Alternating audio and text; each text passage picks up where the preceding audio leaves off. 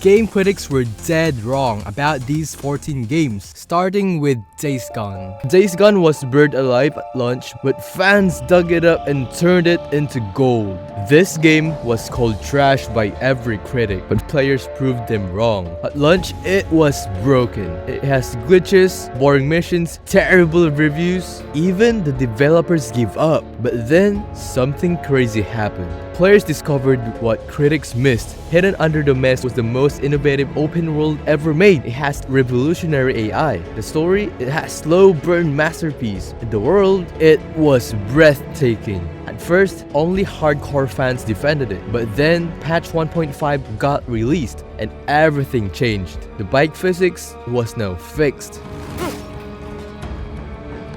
This became one of the best looking open worlds ever. The Metacritic user score doubled, even critics started apologizing. This was a full-blown revolution. Gamers didn't just fix Days Gone, they resurrected. This isn't just a comeback, it's a proof that gamers, not critics, decide what's great. And the verdict, this game is legendary. But the first game on the list, its redemption was even bigger. Do you ever buy something that looked awesome, but when you got home, it just didn't work right? That was Rage 2 for most people. The critics said the story is confusing, the world feels empty, it's just not fun.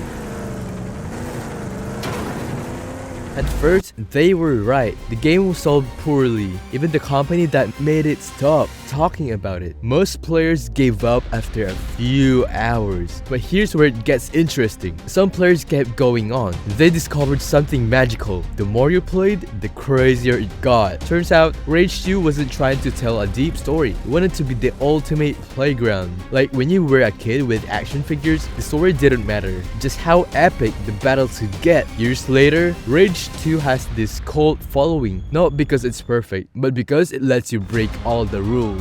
It became the game make your own fun with it. It's proof that sometimes real magic isn't what the creators intended, but in what players discovered for themselves. And that's exactly what happened with our next game too. Imagine waiting years for your dream game, only to get a glitchy mess? That was in 2016. The critics destroyed it. Crashes every hour, levels cut short, and robots stuck on walls. It became a cautionary tale. The game so broken, even stores pulled it off shelves.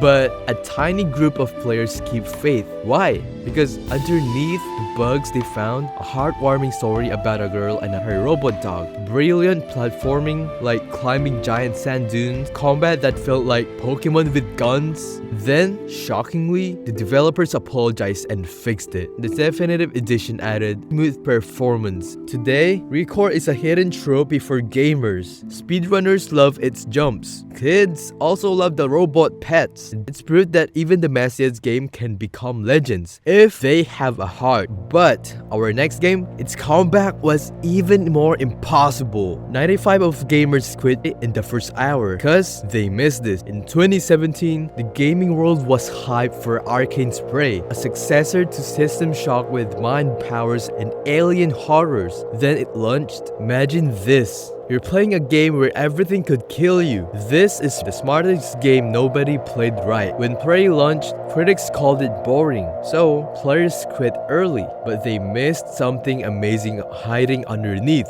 These days, most games say, play your way. But you could hack the computer, smash it open, turn it into a cup and roll under it. This wasn't just choices, it was real creativity. The world in this game isn't just pretty. Emails hint at secrets, and this game makes you dig for it, like it's the world's best escape room. Here's the truth though, Prey starts slow because it's teaching you to think differently. Once it clicks, it's pure magic. It's like a superhero simulator where you earn your powers through cleverness. Beneath the alien scares, a story about what makes us human. Your choices matter, especially the cruel ones. No big speeches, no easy answers, just you, your conscience, and some brutal consequences. Prey didn't fail. We failed it by not being ready for something this smart. But now, it's waiting for you, patched, polished, and perfect. You ever got so mad at traffic, you wish you could just ram people off the road? That's basically Mad Max in one sentence. At launch, critics called it repetitive. And yeah, driving through a desert for 30 hours, that's not exactly thrilling. Even fans admitted it's 80% driving to the next fight. So why do millions still play it today? Because Mad Max isn't about the destination, it's about the ritual. And that awkward moment when you spend 20 minutes customizing your car, then immediately wrecked it. You're now out of gas, so you push the car like a peasant. Under all the chaos, there is a shockingly human story. Mad Max doesn't even talk much. It's you. Valve was alive inside the other gives birth. Start ablaze by godly plug ignite. Revolution about revolution, rejoice! Please, don't kill Chum Bucket! Please! Years later, Mad Max found its cult not because it got better, but because we finally understood it. This isn't just a game you beat, it's a playground for wasteland insanity. And honestly, no game since has made driving this raw. If you think this underdog story is wild, wait until you see how number 9 went from worst game ever to, well, you'll see. Imagine spending $60 on a game only to realize it's somehow worse than your uncle's homemade YouTube videos. That was Arcania at launch.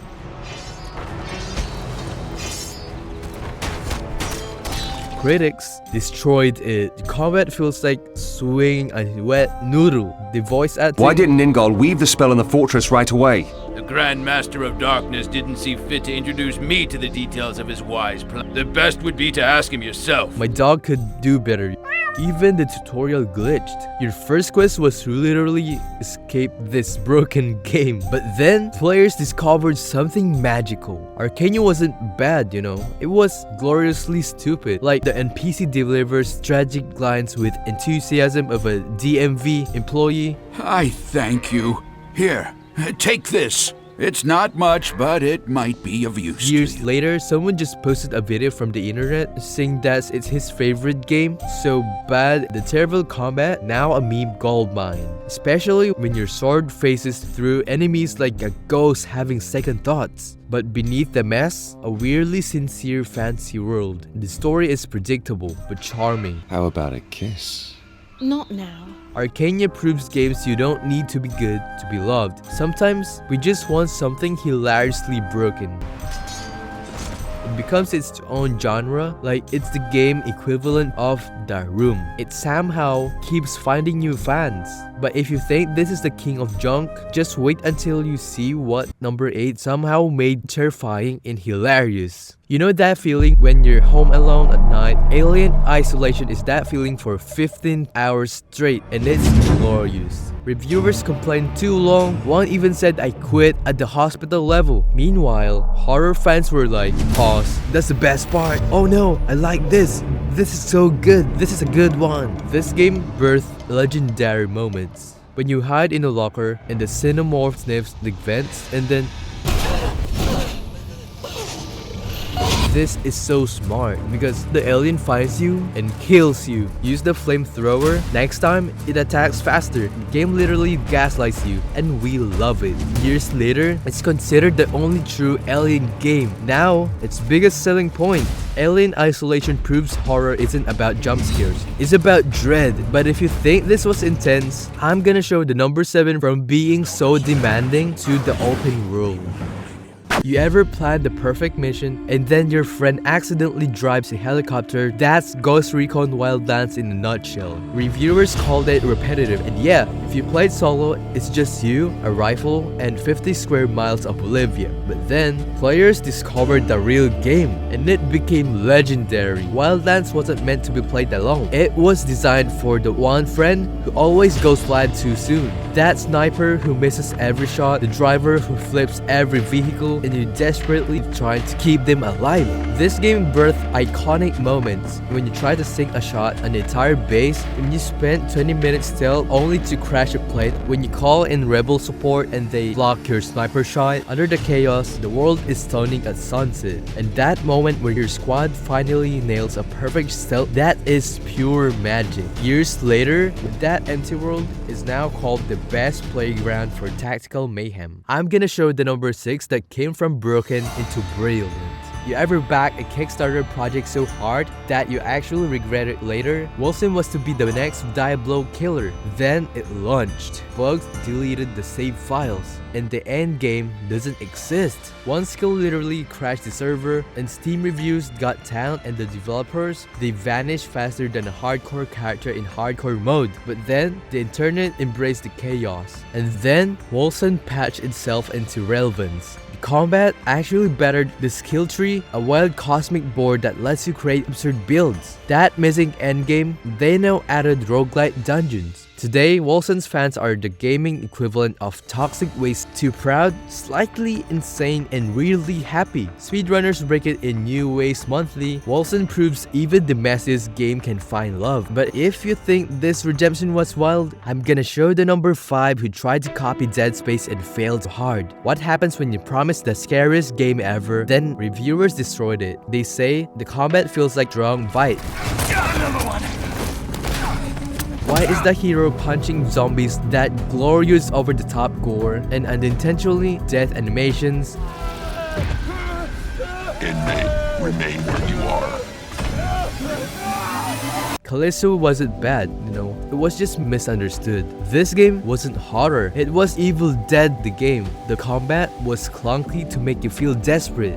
Those deaths was brutal. Today, it's a meme factory. Like, speedrunners compete for the most ridiculous deaths. That failed combat, the people now raised as the worst melee system ever. Like the Dark Souls, like your character was hung over. Callisto proves games that you don't need to be good to be great. Sometimes we just want to see a space prisoner yeet mutants and laugh when it backfired. If this was an accidental masterpiece, I'm gonna share the number 4, where it tried to be a movie and a game, but it failed at both gloriously. What happens when a game tries to be a blockbuster movie, a TV show, and a time travel? Then, and it was a glorious chaos. Critics were confused, like, is this a game or just a Netflix series, And why does time freeze when I just want to shoot stuff? Live action episodes, painfully awkward. On your knees! If they take me in, then it's the end for me. And for you. Just relax. Liam! Shut up!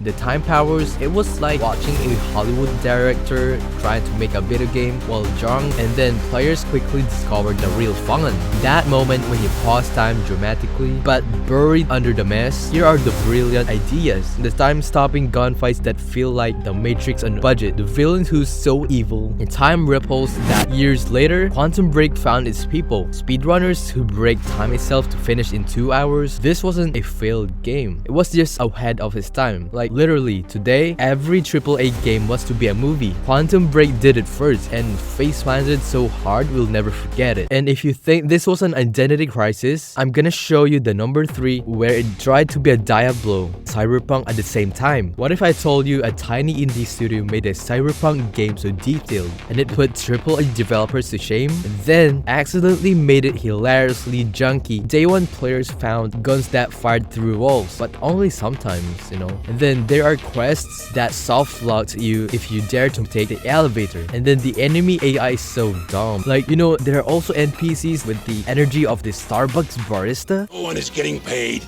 and Corpsec will soon realize that they're risking their neck. How about a city so alive you could smell the neon through the screen? The gameplay is so junky, like every shotgun blast vibrated your soul.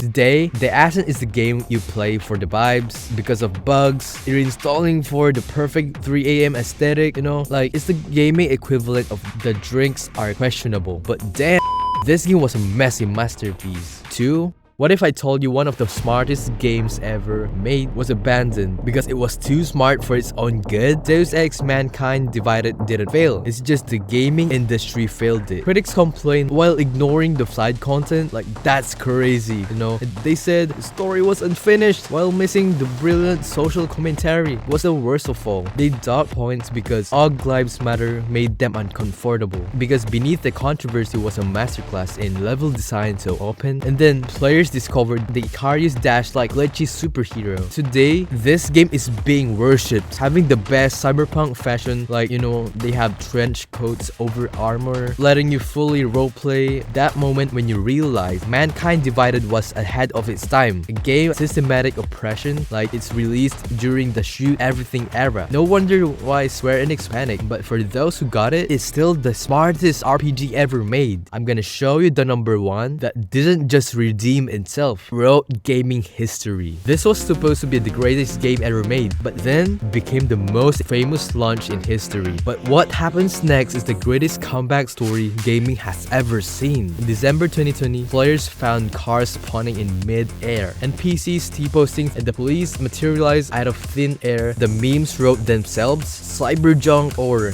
bugpunk. My PC almost crashed while watching the trailer, but CD Projekt Red did something no one expected. They fixed it, not with band-aids, with surgery. They rebuilt the entire police AI from scratch, added metro systems, even romantic dates. It is now patched so much. 2.0 update might as well have been Cyberpunk 2. The same bugs that broke the internet became legendary features, like the time your character glitched naked, like that's hilarious. And then the Johnny Silverhand AI that judged your life choices.